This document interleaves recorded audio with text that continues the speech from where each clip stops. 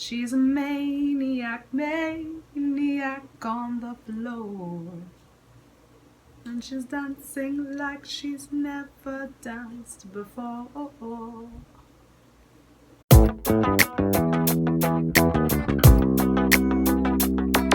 So we have a special guest with us today in episode 3 of Super Queeros.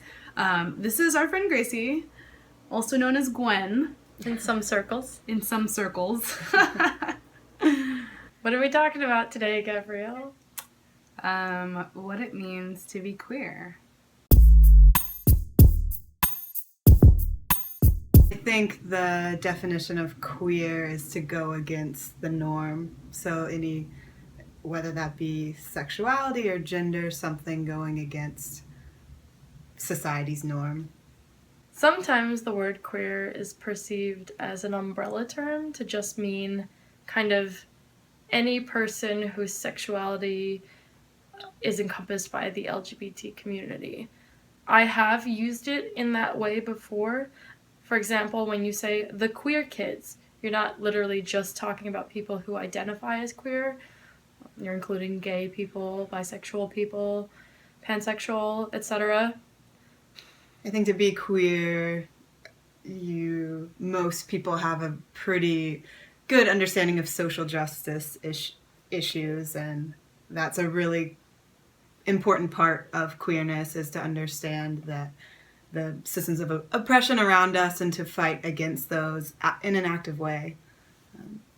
Gracie, when you find someone on Tinder and you're not sure about their personality or their commitment to social justice, what do you do?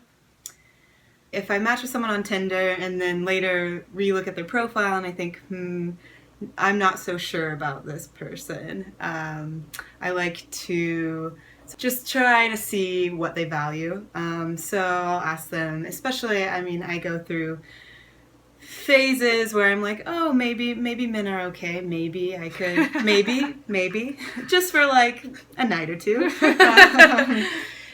Every full moon. But then it takes a lot. It takes a lot for me to be attracted to a man in an all-encompassing way. And so a way to filter that is to use Tinder and to, after I match with them, to just throw out a very political question immediately and see how they respond. So, for example, maybe like, do you see gender as a binary? How do you feel about prisons? What's your relationship with the police? Lots of different questions, I think, can help filter the good from the bad, and it's usually just the bad with men.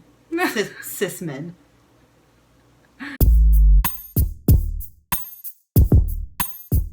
Personally, I identify more with the word queer than I do with lesbian, because I feel like the word lesbian is a bit more narrow in its definition. It involves sexuality more so than maybe like a way of life or your political values, whereas queer, I feel like, encompasses all of that. Yes, I'm talking about my sexuality, but I'm also talking about maybe my lifestyle, and maybe even my political beliefs. I feel like someone who identifies as lesbian could still like politically be conservative, whereas someone who says like, yeah, I'm queer, like they're probably not going to be conservative. Like and even democratic. Like I think it just encompasses just more radical and current belief systems.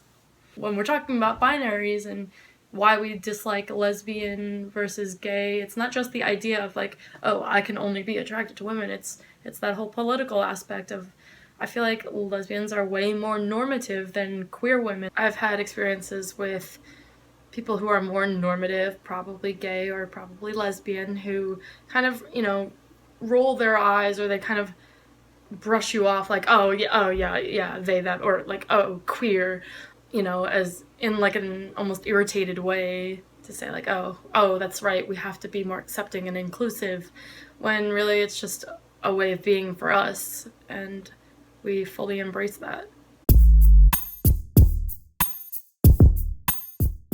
As a society, I feel like in general, socially, sociopolitically, we're moving more towards neutrality. Queer is definitely a word that I feel like younger generations have latched onto more so than people in their 40s and even 30s in some cases. people use it now proudly and are, you know, happy to identify with it and prefer it over a lot of other terms that can encompass sexuality.